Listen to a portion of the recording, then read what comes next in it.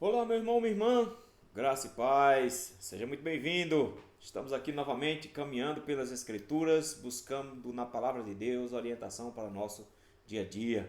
É uma alegria imensa estar com cada um de vocês e podermos meditar na palavra do Senhor, abrir a sua palavra e buscarmos nela como o Senhor deseja que nós venhamos a viver e a enxergar e adorá-lo e amá-lo. Nós vamos nesse momento rogar ao Senhor misericórdia para que Ele nos conduza, abrindo, iluminando a nossa mente para que possamos entender a sua palavra. Vamos orar?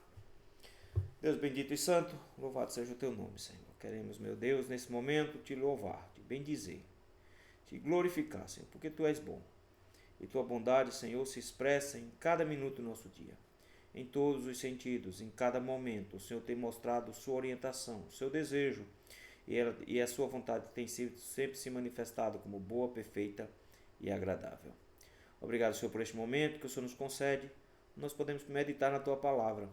Abre, Senhor, a nossa mente pela ação do teu Espírito Santo, para que possamos, ó Senhor, encontrar nela a orientação para a nossa vida. Nós te rogamos isso no nome santo de Cristo Jesus. Amém. Queridos, nós vamos meditar hoje no Evangelho de João, capítulo de número 2. Evangelho de João, capítulo de número 2, nós vamos fazer a leitura que vai do versículo 1 ao versículo de número 12. Evangelho de João, capítulo 2, versículos de 1 a 12. Nos diz assim a palavra do Senhor. 3 dias depois, houve um casamento em Caná da Galileia, achando-se ali a mãe de Jesus. Jesus também foi convidado com os seus discípulos para o casamento. Tendo acabado o vinho, a mãe de Jesus lhe disse: eles não têm mais vinho. Mas Jesus lhe disse: mulher, que tenho eu contigo?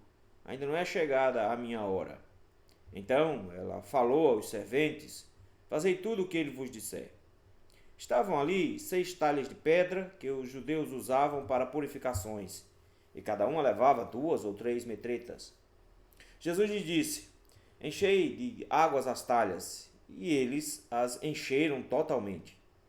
Então lhes determinou: tirai agora e levai ao mestre-sala.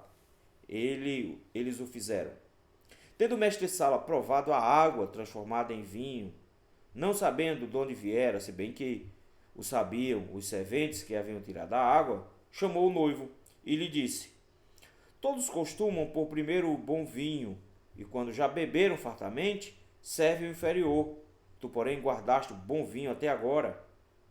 Com este, deu Jesus princípio a seus sinais em Caná, na Galileia.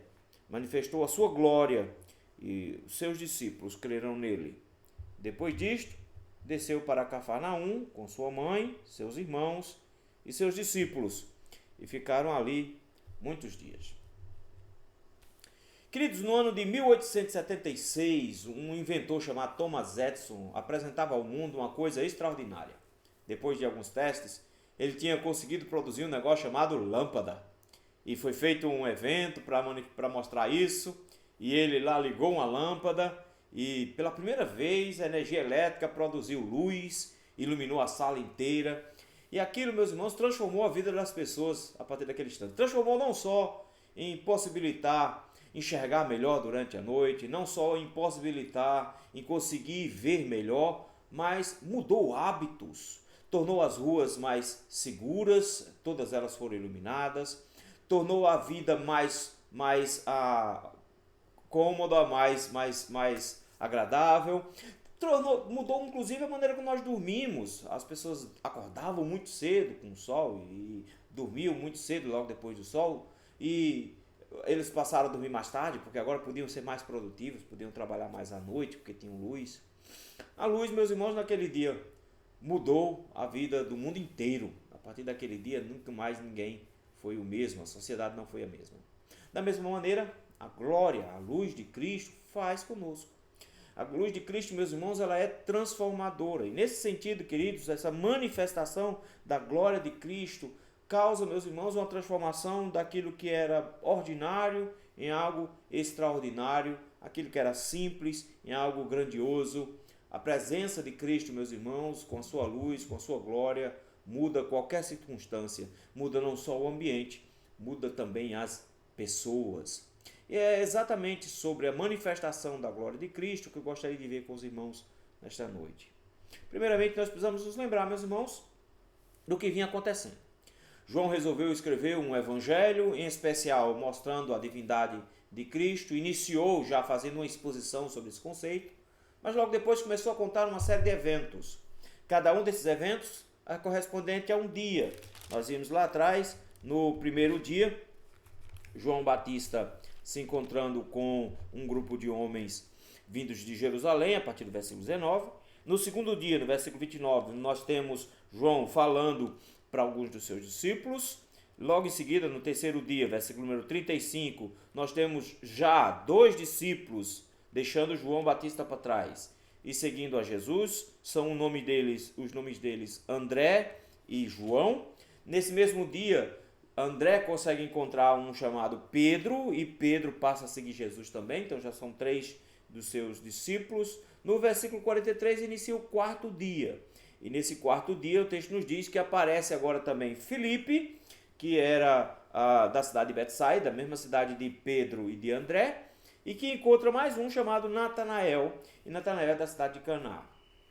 Então nós já temos aqui um grupo interessante de discípulos. Nós temos o André, nós temos o João, nós temos o Pedro, nós temos o Filipe e nós temos o Natanael. É esse grupo pequeno de discípulos que está com Jesus.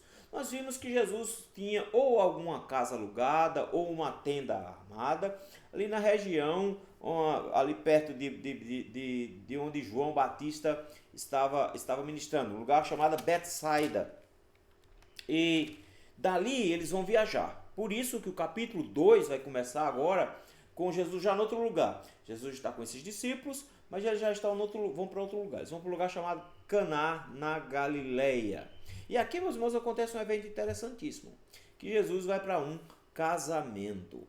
E é nesse casamento, meus queridos, que nós vemos a manifestação da glória do Senhor. Mas é interessante que nós podemos aprender, meus irmãos, ao ver essa manifestação da glória de Cristo. Nós precisamos aprender pelo menos 3 verdades aqui no texto. A primeira verdade sobre essa manifestação transformadora da glória de Cristo é que Cristo transforma necessidades em necessidades humanas. Veja aí o versículo número 1. O texto diz assim: 3 dias depois houve um casamento em Caná da Galileia. 3 dias depois de quê? 3 dias depois desse encontro de Filipe e Natanael com Jesus. A pergunta é, como assim 3 dias depois? Nós tivemos uma série de 4 eventos, um para cada dia da semana. Então nós temos 4 dias. O texto começa dizendo que foi 3 dias depois Jesus já estava em Caná, na Galileia. Então, o que tudo indica, logo depois da conversa que ele teve com Natanael, eles viajaram de Capé até chegar na cidade de Caná, na Galileia. Não era uma cidade tão próxima, se a gente pensar bem nessa geografia, nessa perspectiva de que tinha uma cidade ali próxima e que Caná ficava pertinho de Nazaré. Então, nós estamos caminhando em direção à região da Galileia ali. Então, Jesus caminha 2 dias mais ou menos e chegam nesse lugar chamado Caná. E aqui o texto, meus irmãos, nos diz que está acontecendo um evento interessante, que é um casamento. Versículo número 3 diz, 3 dias depois, houve um casamento em Caná, na Galileia. E um casamento é importante aqui porque era um grande evento. As cidades eram pequenas e por isso mesmo um casamento envolvia muita gente. E era uma festa que durava praticamente uma semana. Era uma festa grande que envolvia muita gente, inclusive vinha gente de fora. É por isso que o versículo número 1 diz que achando-se ali a mãe de Jesus. O texto, em momento nenhum, João vai falar que era Maria, mãe de Jesus. Mas nós sabemos quem é, porque os outros evangelhos já nos deram indicações de que o nome da mãe de Jesus era Maria, então não fica nenhum segredo nisso aqui. Mas é interessante, ele não se referia ao nome dela. Diz que era a mãe de Jesus, estava ali. Não faz referência ao pai de Jesus, está vendo? Não faz referência à presença de José. Se bem que José vai ser conhecido aqui também. Mas aqui nesse momento José não aparece. Há quem presume então por conta disso que José já tinha falecido. E por isso mesmo o texto só diz que estava lá Maria. Outra coisa que é muito interessante quando a gente vê aqui é por que Maria está nesse casamento. Alguns acham que Maria está nesse casamento porque ela fazia parte da organização do casamento. Isso faria sentido, já que ela, por exemplo, primeiro, sabia que tinha faltado vinho e segundo, procura ajuda com essa falta de vinho. Então, alguns dizem, não, ela estava lá para ajudar, sei lá, ajudando no casamento. Mas, a meu ver, não é bem isso que o texto nos mostra. A meu ver, o que acontece aqui é que Maria realmente foi convidada. Ao que tudo indica, família de Maria chamaram Maria para o casamento e ela veio como convidada. Por que eu acho isso? Por causa do versículo 2. O versículo 2 diz assim: Jesus também foi convidado. Então ele mostra que o convite foi para Maria, mas agora também o convite foi para Jesus. Então não só Maria foi convidada, mas também Jesus foi convidado. Então, eles estão incluídos dentro desse grupo de convidados. Mas não só Jesus foi convidado. O texto nos diz que foi convidado Jesus com os seus discípulos para o casamento, no versículo número 2. Então, se Jesus estava acompanhado desses outros homens, e lembre, aqui nós já temos André, João, Pedro, Natanael e Filipe. São mais 5. Mas para nós, o que parece ser 5 pessoas sendo convidadas, aliás, 6 pessoas sendo convidadas a mais, naquela época as festas eram muito grandes, era uma semana de festa com comida, com bebida, então não vai fazer muita diferença essa quantidade de pessoas, não. E é interessante ver que como Jesus é convidado aqui para um casamento com os seus discípulos, onde ele já ganha alguma notoriedade. Mas o que acontece no versículo número 3, 4 e 5 é que vai chamar a atenção. Porque a história se estabeleceu. Jesus com seus discípulos, sua família, em um casamento na cidade de Caná, na Galileia. Mas o problema surge no versículo de número 3. O texto diz assim: tendo acabado o vinho. Isso aqui era um problemão. Porque, na verdade, a festa era regada à comida e à bebida. E aí as pessoas precisavam ter o tempo inteiro isso sendo fornecido para elas. Então era uma festa onde todo mundo ficava conversando e dançando, brincando, e a comida e a bebida sendo servida. Isso seria de uma falta de planejamento imensa, e faltou vinho. Nós não sabemos se o pessoal tinha bebido além do que se tinha se planejado, mas o que sabemos aqui é que isso aqui vai ser uma vergonha imensa para o noivo e para a família dele. Se eles estão convidando e faltou vinho, acabou a festa. Não faz sentido, ninguém vai ficar tomando água. Então, acabando o vinho, todo mundo iria embora. Isso seria uma vergonha para a família muito grande. E aí o texto nos diz que, acabando o vinho, versículo número 3, a mãe de Jesus foi falar com ele e vai informá-lo dizendo: eles não têm mais vinho. É interessante ver a perspectiva de Maria aqui. Maria, como mãe de Jesus, ela se aproxima de Jesus para compartilhar uma dificuldade. Note, ela não chega dizendo o que quer que ele faça, ela não chega impondo as coisas ou fazendo aquelas intercessões que o pessoal diz que ela está fazendo aqui. Na verdade, ela chega comunicando, mas já sabendo que a única pessoa que podia ajudar nesse caso era Jesus. Ela não tem nem ideia de como ele vai fazer isso aqui, mas ela chega para ele, como filho mais velho, e compartilha com ele um problema da festa. Se essa família que está casando realmente é da família de Maria, faz todo sentido ela estar preocupada. Porque de alguma forma a família inteira ali vai ser afetada com essa desorganização. Ela vai até Jesus e diz para Jesus que o vinho acabou. A questão toda aqui é: o que é que Jesus tem a ver com isso? E Jesus é um convidado, e como convidado ele não está lá para providenciar as coisas. O que é que ele tem a ver com a falta de vinho? Parece ser isso que ele diz no versículo 4, mas não é. Ao mesmo tempo que Maria não está dizendo para Jesus fazer alguma coisa, ela está comunicando a Jesus do que está acontecendo. A forma como o versículo 4 está escrito parece que Jesus é agressivo e que desrespeita Maria pela forma como ele expressa. Porque, primeiro, começa chamando ela de mulher. E para nós, na nossa cultura, chamar alguém de mulher assim parece ser um pouco distanciado emocionalmente, como se não tivesse nenhum tipo de envolvimento, não tenho nada a ver contigo. Parece até que Jesus está dizendo isso, mas não é bem assim. Nós vamos ver Jesus na cruz também falando com Maria, chamando-a de mulher. Isso era uma forma de falar até respeitosa. Alguns tradutores propõem inclusive a ideia de minha senhora, como que uma forma respeitosa de falar com alguém que tinha autoridade sobre ele. Então, de alguma forma, ele está chamando de mãe, ele não está simplesmente menosprezando ela, desprezando ela, alguma coisa do tipo. Ele a chama de mulher porque era assim que se tratava uma mulher de forma respeitosa na época. Mas o que ele diz em seguida é estranho: que tenho eu contigo, ainda não é chegada a minha hora. Parece que ele dá uma bronca nela, não é? Parece que ela simplesmente está dizendo, e o que eu tenho a ver com isso? Não tenho como me meter nisso aqui. Mas, na verdade, ele está tentando preservá-la de uma série de problemas, porque ela precisa deixar bem claro na mente dela quais são as condições que ela vive agora com ele. Porque, para a cabeça de Maria, como seria para a cabeça de qualquer mãe, um filho é sempre um filho. Então não interessa quantos anos esse filho tenha. De repente esse filho tem 60, 70 anos, mas ainda é um filho. Então essa perspectiva de estar sempre próximo, de ter, essa proximidade, poderia confundir a mente de Maria, e ele coloca no devido lugar. O que é que ela precisa fazer agora? Distinguir entre um filho e distinguir para um senhor. Que é esse o grande ponto aqui que ele tenta fazer com ela.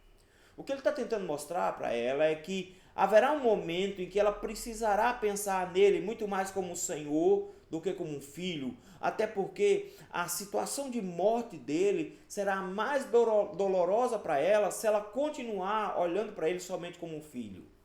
Ela precisa ver alguém mais do que um filho. Ela precisa ver alguém que é o Senhor dela, o Deus encarnado. Por isso João saca isso aqui, porque João sabe exatamente quem é que ele está querendo apresentar. Jesus, o Filho de Deus encarnado, o próprio Deus encarnado. É nessa perspectiva que ele diz para Maria que não é chegada a hora, ou seja, que ela precisa compreender que está surgindo uma mudança agora e que ela precisa começar a enxergá-lo melhor como um Deus, como Deus dos céus, como seu Senhor.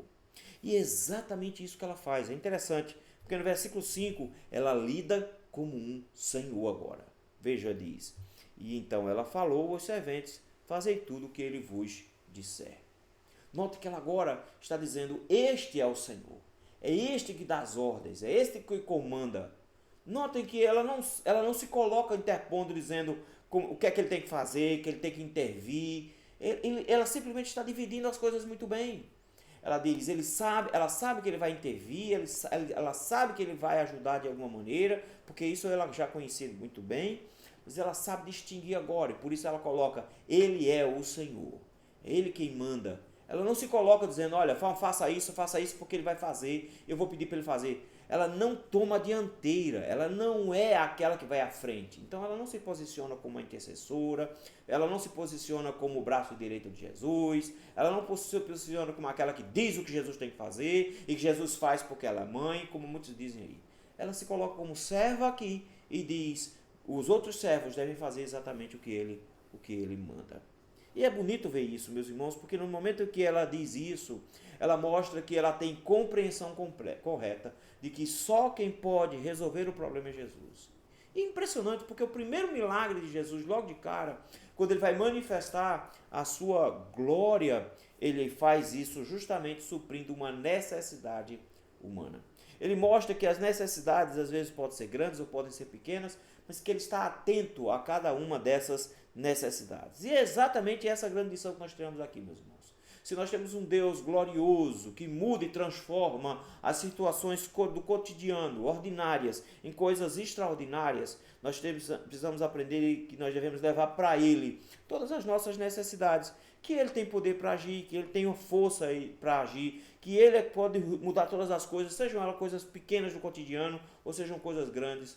O texto nos estimula a buscarmos o Senhor e apresentarmos a Ele sempre os nossos problemas, porque o Cristo que nós conhecemos tem luz gloriosa e manifesta a sua glória no dia a dia, a partir das nossas necessidades. Somos desafiados então a colocar as nossas necessidades na presença do Senhor. A manifestação da glória de Cristo também se dá aqui, meus irmãos, quando Cristo transforma as coisas de maneira surpreendente, de maneira abundante. A intervenção que o Senhor faz no versículo 6 é fantástica, porque o texto diz assim, estavam ali 6 talhas de pedra que os judeus usavam para purificações, e cada uma levava 2 ou 3 metretas. Essas talhas de pedras pareciam com potes, elas eram usadas como depósito de água, elas eram talhadas em pedra, usadas como depósito de água, e eles usavam para purificação, lembra? Eles lavavam as mãos, lavavam o rosto, lavavam os pés. Então era um depósito de água, basicamente. Então o que eles tinham lá era um depósito de água. E é o que tudo indica, como a festa já estava rolando já, eles já tinham inclusive usados. Note que Jesus manda encher, então estavam lá ainda por serem usadas. O texto diz que tinha 6 talhas, versículo número 6. Tinha seis talhas. Cada uma dessas talhas, o texto diz que cada uma cabia 2 ou 3 metretas.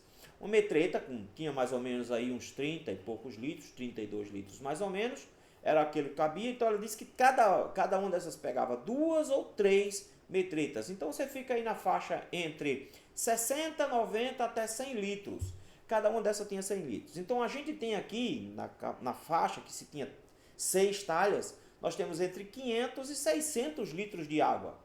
E é interessante ver a ordem de Jesus, versículo número 7. A primeira ordem é encher de água. Ao que tudo indica, elas estavam vazias, porque a água estava sendo usada, manipulada, e já estavam vazias, elas não eram mais necessárias naquele momento, elas estavam lá desocupadas. O texto nos diz então que Jesus mandou trazer água. De onde eles estavam trazendo? Poço, alguma coisa desse tipo, e encher aquelas talhas de água. Primeiro versículo 7, enchei de água as talhas.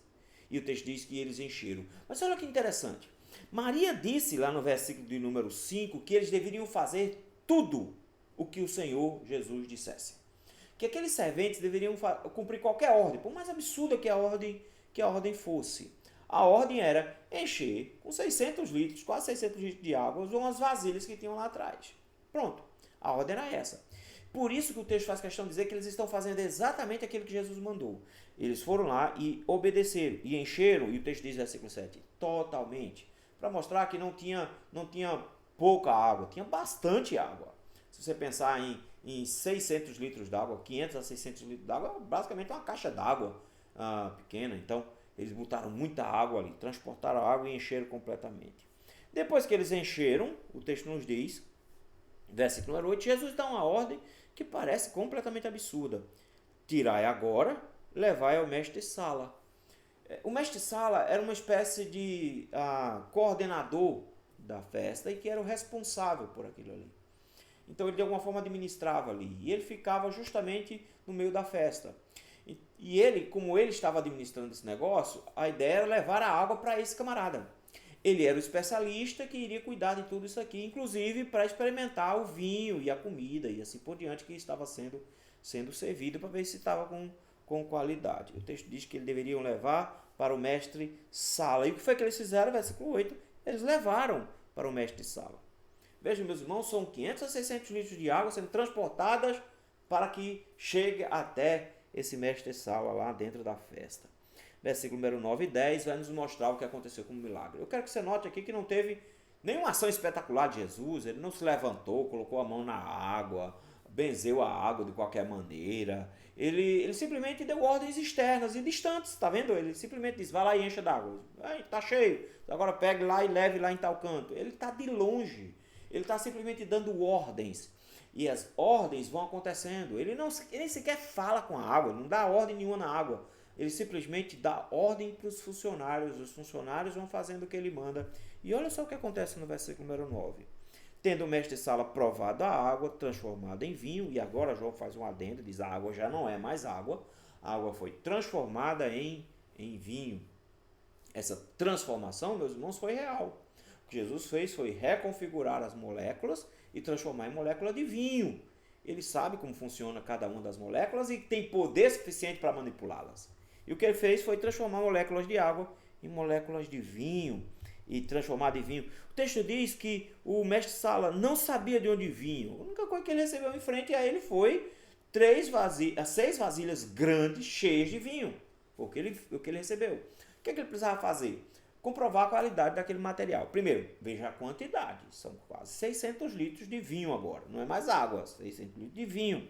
E o texto diz que ele não sabia de onde vinha esse vinho, mas que os serventes sabiam. Porque o que os serventes pegaram foi água. Os serventes pegaram água e trouxeram água. Mas no momento em que o mestre-sala vai experimentar, é vinho. Não é mais água, é vinho. E quando ele experimenta o vinho, qual é a providência dele? Chamar o noivo. E ele vai chamar o noivo porque o João precisa atestar um segundo aspecto, uma segunda qualidade nesse milagre. Primeiro, a quantidade. São quase 600 litros de água transformada em quase 600 litros de vinho. É muito vinho. Em segundo lugar, João precisa testar a qualidade. E o mestre Sala chama o noivo, não é para dar uma bronca aqui, é para tentar entender o que estava acontecendo. Ele diz, olha, o costume é, primeiro você serve o vinho bom. Por quê? As pessoas estão chegando, elas ainda estão sóbrias, elas ainda estão com o paladar apurado, elas vão degustar o vinho enquanto tomam. Então é normal você colocar um vinho melhor qualidade, para que as pessoas experimentem e aproveitem do vinho que elas estão tomando. Mas ele diz, mas o costume é o seguinte, depois que o pessoal já encheu a cara, olha a expressão, quando já beberam fartamente, ou seja, quando eles já estão mais para lá do que para cá, gente, chega uma hora que não faz mais diferença nenhuma o gosto da bebida. Então é isso que ele está dizendo. Quando as pessoas iam bebendo, chega uma hora que elas não mais se preocupam com o sabor, porque o efeito da bebida torna elas felizes, então não interessa o que você entregava para elas. Então o que eles faziam? Chegavam com um vinho bom, davam o vinho bom, as pessoas começavam a tomar. Quando as pessoas já estavam meio altas já, eles começavam a seguir o vinho mais fraco. Porque as pessoas não faziam mais diferença, não notavam mais a diferença de um vinho bom de um vinho ruim. A pergunta que ele faz para o noivo, que ele quer entender é por que você inverteu a ordem? Porque não é assim que se faz. Por que você inverteu a ordem? Primeiro você viu um vinho ruim, depois você viu um vinho bom. E eu fico pensando aqui a cabeça desse noivo na hora que eu vi esse negócio. Porque, na verdade, aquilo que eles estão chamando de vinho ruim era o melhor vinho que eles tinham na casa. O melhor vinho que esse noivo pôde comprar é o vinho que ele tinha servido no início mesmo. Acontece que o pessoal já tem bebido tudo. Mas comparado ao melhor vinho que o noivo estava servindo, esse vinho agora era melhor. Por isso que ele diz, você guardou o bom vinho até agora? Não faz sentido. O melhor vinho que ele já bebeu estava guardado para o final, depois que o pessoal já estava meio alto. Não fazia sentido. Isso é para testar a qualidade, meus irmãos, do vinho que Jesus produziu. Jesus não produziu um vinho meia boca. A gente precisa entender, e as pessoas aí pensam assim, não, mas não era alcoólico. Bem, tem uma maneira de você testar se um vinho é vinho. Não era um suco de uva. Para que um vinho seja qualificado como um bom vinho, o seu teor de álcool é muito importante. Então, não existe um vinho bom sem álcool. Então, quando Jesus produz um vinho, ele produz um vinho alcoólico a ponto de que um especialista em vinho diz, esse vinho é melhor do que o vinho anterior. Então, me perdoe aqueles que querem botar água no vinho de Jesus, mas o vinho de Jesus tinha mais álcool do que o vinho que estava sendo servido antes. E tinha uma qualidade melhor, um sabor melhor, uma qualidade melhor. Jesus produziu um vinho melhor do que o vinho que eles estavam tomando. O melhor vinho da festa era inferior ao vinho que Jesus produziu. Note, meus irmãos, que quando Cristo intervém e manifesta a sua glória, ele faz isso de forma surpreendente, transformando água em vinho, mas ao mesmo tempo ele faz isso de forma abundante, trazendo uma grande quantidade de vinho. O milagre demonstra como Cristo pode transformar o que é ordinário e simples numa coisa extraordinária e grandiosa e extrapolando em muito as nossas expectativas. A abundância de qualidade no vinho, a abundância e a qualidade do vinho aqui, meus irmãos, nos mostra justamente essa superabundância de Cristo e da sua graça e da forma como ele faz muito mais do que nós pedimos ou nós pensamos.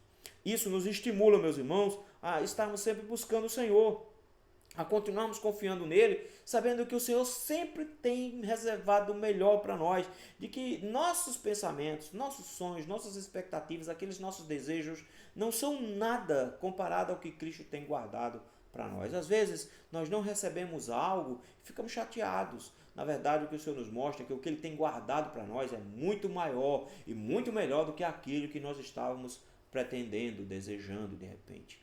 Ele diz, busque o Senhor nas suas necessidades e espere o melhor do Senhor, o máximo do Senhor, porque é isso que ele nos ensina aqui. A manifestação da glória de Cristo, meus irmãos, em terceiro e último lugar, mostra uma transformação quando a própria fé é promovida e a glória é manifestada, versículos 11 e 12. O texto nos diz que, nesse momento, com este milagre, com o milagre de transformar água em vinho, Jesus deu princípio aos seus sinais em Caná da Galileia. João faz questão de dizer, este foi o primeiro milagre público de Jesus. Esse foi o primeiro milagre que deu início ao seu ministério público ali na Galileia. E é interessante a palavra que João usa. João usa a expressão sinal. E ele vai sempre se referir, ele vai ter mais outros 6 sinais. Ele traz 7 sinais ao todo. Pelo menos até a metade do livro ele vai fazer isso. Cada um desses sinais, então, por ser um sinal, sinal não tem significação em si. Ele aponta para uma outra coisa, ele aponta o significado para outra coisa, ele aponta para a glória de Cristo, ele aponta para a majestade de Cristo, ele aponta para a divindade de Cristo. Eu sei que teve um pregador, alguns anos atrás, dizendo que Jesus fez uma besteira, que não tinha necessidade, que ele colocou vinho assim só para um grupo pequeno de pessoas e que foi um desperdício. É um estúpido. Na verdade, meus irmãos, isso aqui foi uma manifestação enorme de poder, mas principalmente aqui foi uma manifestação da divindade de Cristo. De um Cristo que estava lá em Gênesis 1, criando todas as coisas. E o mesmo que consegue criar todas as coisas, consegue transformar essas mesmas coisas que ele criou. Se ele criou a água e criou o vinho, ele consegue transformar um no outro com muita, muita facilidade. Por isso que o texto diz, foi o primeiro sinal. Aponta para algo mais glorioso. Daí o final do versículo 11 ser magnífico. Ele diz, com este sinal deu Jesus princípio, início aos seus sinais em Caná na Galileia, manifestou a sua glória. Isso aqui é fantástico. Sabe por quê? Se você voltar só uma paginazinha na sua Bíblia, versículo 14, lá do capítulo 1, e o verbo se fez carne e habitou entre nós, cheio de graça e de verdade, e vimos a sua glória como do unigênito do Pai. João está dizendo que esse milagre foi uma manifestação da glória de Cristo. Cristo manifestou a sua glória. O que nós vimos aqui não foi um milagre dispensável. Pelo contrário, esse primeiro milagre foi o início dessa manifestação da glória de Cristo. Desse Deus encarnado. João está dizendo, este milagre prova que Jesus é Deus. Esse milagre prova que a divindade encarnou. Esse milagre prova que Jesus promoveu a sua glória no meio de um casamento, dentro de um casamento. Por isso a reação dos discípulos. O texto diz que os seus discípulos creram nele. Eles já estavam acompanhando, notaram? Eles já estavam indo com Jesus. Mas esse milagre fez eles verem de que eles não estavam seguindo um mestre, como eles estavam chamando lá atrás. Eles o chamavam de Rabi. Um versículo de número 38. Rabi, que quer dizer mestre. Onde assiste? É assim que eles chamam a Jesus. Eles olham para Jesus como um mestre. Eles agora veem Jesus como João via. João viu uma glória do Senhor manifestada. Nós vimos o próprio Deus encarnado. O final do texto, meus irmãos, é bem interessante, que é o final do casamento. Que tudo indica, então, deu tudo certo. O vinho foi até o final. O texto diz que depois disso, depois do casamento, depois dessa festa, eles precisam voltar para a região deles. E aí eles começam a trilhar esse caminho de volta. Depois disto, desceu ele para Cafarnaum, ele quem? Jesus, com a sua mãe, seus irmãos, seus discípulos, e ficaram ali não muitos dias. Interessante, porque o mesmo texto que os católicos usam para falar da intercessão de Maria, é o mesmo texto que fala que Jesus tinha irmãos, está vendo aí? Ah não, isso aqui eram os discípulos. Opa, tem discípulos e tem irmãos. Jesus volta para Cafarnaum, Jesus vai para Cafarnaum, desce para Cafarnaum, que era onde eles também moravam, com a mãe, com os irmãos e com os discípulos. Então Jesus tinha irmãos e tinha irmãs, inclusive. Maria não teve só um filho, ela continuou casada com José e teve filhos com José também. E o texto diz que estava a família todinha reunida, tá vendo? Não estava só Maria no casamento. Nós descobrimos aqui que os irmãos de Jesus estavam no casamento também, junto com os discípulos que estavam com Jesus. E que os discípulos creram. Os irmãos de Jesus vão ter muita dificuldade com crer nele, só mais tarde vão crer. Maria vai guardando isso no coração, Lucas vai dizendo isso, que ela vai guardando essas coisas que acontecem. Mas os discípulos creram e eles foram para Cafarnaum. E não vou ficar muito tempo lá, o texto diz que eles vão sair. Mas a partir do versículo 13, João vai quebrar essa sequência cronológica e vai iniciar a história de forma muito mais aberta. Mas é fantástico ver, meus irmãos, um motivo pelo qual Deus manifesta a sua glória. Deus manifesta a sua glória para que creiamos nele. E eu creio que essa é a última lição do texto, meus irmãos. O texto nos mostra, queridos, que as transformações que Cristo executa em nossas vidas apontam para a glória de alguém que precisa ser crido, que nós precisamos confiar, e que nossa confiança nele é com base em saber quem ele é e o que ele faz. Nós desconfiamos muito de Cristo, porque achamos que ele não pode fazer determinadas coisas, que ele não vai interferir em determinadas coisas, mas isso é muito parte do nosso desconhecimento, da nossa falta de compromisso e de relacionamento com ele. O texto nos mostra que nós precisamos crer nele, e que quando ele manifesta a sua glória, nós cremos piamente nele. Por isso deve servir para aumentar a nossa fé naquele que é o próprio Deus encarnado. Com base nessas verdades sobre a manifestação da glória de Cristo, meus irmãos, se você e eu já fomos alvos dessa manifestação, o texto nos traz algumas orientações. A primeira orientação, logo de cara, é: apresente as coisas nas mãos do Senhor. Não só as coisas grandes, todas as coisas do seu dia a dia, cada uma das pequenas decisões que você precisa tomar, cada movimento. Não ore, não peça só proteção ao Senhor quando vai viajar para longe, porque você vai na esquina comprar pão e pode acontecer alguma coisa, você precisa da proteção do Senhor para ir para a esquina também. Coloque todos os eventos cotidianos do seu dia a dia nas mãos daquele que manifesta a sua glória. Coloque tudo nas mãos de Cristo, porque seu dia tem que ser rendido completamente a Cristo. Você não tente viver sem a intervenção do Senhor. Aprenda a dedicar cada minuto do seu dia, colocando tudo isso em oração. Coloque os problemas do dia a dia, do cotidiano, porque ele consegue transformar problemas do cotidiano em coisas extraordinárias. Segunda orientação que o texto nos concede aqui também, meus irmãos, é que nós precisamos nos lembrar de que, por mais que às vezes nós não recebamos aquilo que nós pedimos, o Senhor tem sempre guardado algo maior para nós. Então, nesse sentido, Deus sempre é superabundante em sua graça. Então não se queixe, não reclame, confie e espere plenamente no Senhor, porque o Senhor tem reservado coisas incríveis para o nosso dia a dia, para a nossa vida cotidiana e para o nosso futuro eterno. Nós temos sempre mais do que nós pedimos ou sonhamos. Você não é capaz de sonhar com aquilo que o Senhor tem reservado para você. Por isso, não se queixe do que você não tem, mas glorifique ao Senhor, ao Deus que sempre faz tudo com generosidade. Um Deus que, quando abençoa, abençoa sempre com proficiência, não com conta-gotas, mas sempre em grandes enxurradas. Então, glorifique ao Senhor, agradeça ao Senhor, não murmure, coloque nas mãos dele e descanse, sabendo que o Senhor vai fazer sempre mais do que aquilo que nós pedimos ou pensamos. E a última instrução que o texto nos dá: confie no Senhor.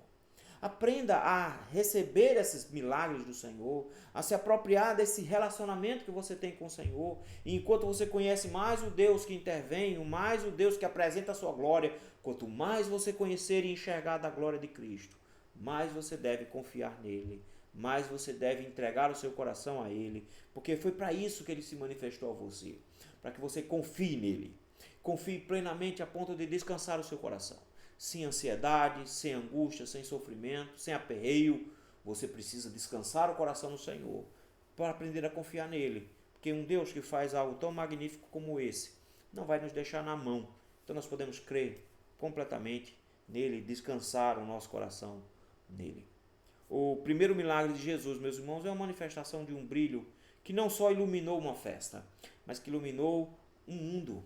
Não só como a lâmpada Thomas Edison iluminou uma sala, mas iluminou também o mundo, a história de Cristo. E esse milagre nos lembra sobre a glória de Cristo que é manifestada ao mundo, apresentada aqui, conhecida por mim e por você. E se você conhece a glória de Cristo também, o Senhor te convida a entregar as coisas, tudo nas mãos dele, a confiar plenamente nele, descansar completamente nele, que fará sempre melhor do que você tem sonhado. Vamos orar? Muito obrigado, meu Deus, por essa palavra. Obrigado, Senhor, pelo privilégio que temos de meditar nela. Agora ajuda-nos, ó Senhor, a descansar o nosso coração no Senhor, confiarmos plenamente no Senhor e buscarmos a Tua presença, colocando cada detalhe do nosso dia nas Tuas mãos. Tem misericórdia de nós e ajuda-nos nesse sentido. É assim que nós te oramos no nome santo de Cristo Jesus. Amém.